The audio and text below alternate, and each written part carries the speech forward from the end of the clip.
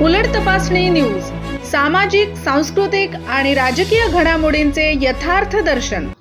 देवळी तालुक्यातील तळणी खंडेराव गावाला शनिवारी रात्री विजेच्या कडकडाटासह चक्रीवादळाचा व मुसळधार पावसाचा चांगलाच फटका बसला असून गावातील अनेक घरांवर वृक्ष कोसळल्याने घरांचे प्रचंड प्रमाणात नुकसान झाले असल्याची माहिती आमच्या प्रतिनिधींकडून प्राप्त झालेली आहे।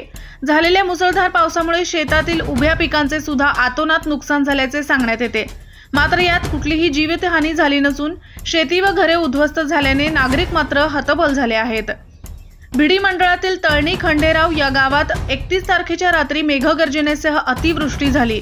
यात गावातील मोठे मोठे वृक्ष घरावर पडल्याने काही घरे जमीनदोस्त झाली तर गावातील 25 ते 30 घरांचे छपरे वादळाने उडाली आहेत। अनेक घरांच्या भिंतीला तडे गेल्याने गावकऱ्यांचे मोठ्या प्रमाणात नुकसान झाले असल्याचे सांगण्यात येते।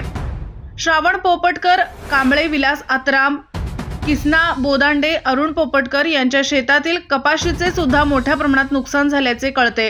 गावातील रहिवासी मनोहर मेश्राम यांच्या घरांचे छप्पर उडाल्याने त्यांची पत्नी यात जखमी झाली।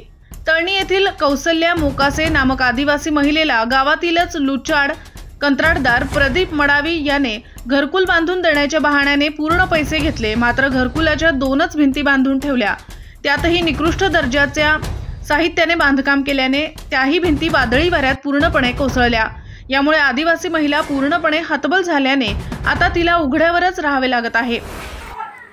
कोण आहे? प्रदीप मडावी यांनी हे घर बांधायसाठी ठेका दिलाय पण अजूनही घर मावाला तर बांधून दिलं नाही आणि घर पडलं मावाला मला राहण्याची सोय नाही। माझं घर पाहून घ्या, पूर्ण घरामध्ये पाणी घुसत आहे तरी त्याला कदर नाही येऊन राहिलं।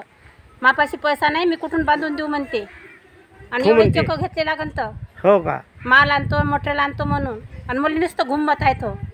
बापरे हां बंद उन्हाळ्यापासूनच बंद बरसात चालली तर मला अजून राहायची हे नाही आहे का स्वयंपाक मी दुसऱ्याच्या घरी जाऊन झोपत आहो तरी त्याला कदर नाही येऊन राहिली।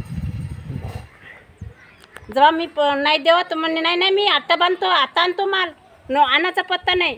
पूर्ण चक्क उचलून सनी माझं घर अजून तयार नाही केलं त्यानं। हे घर पाडलं त्यानं हे पूर्ण पाण्यानं घर पडून गेलं मायवालं।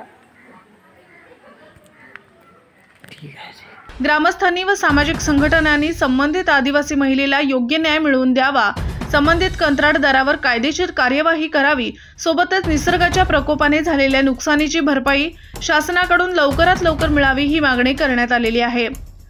राजू वाटाणे, उलट तपासणी न्यूज, भिडी।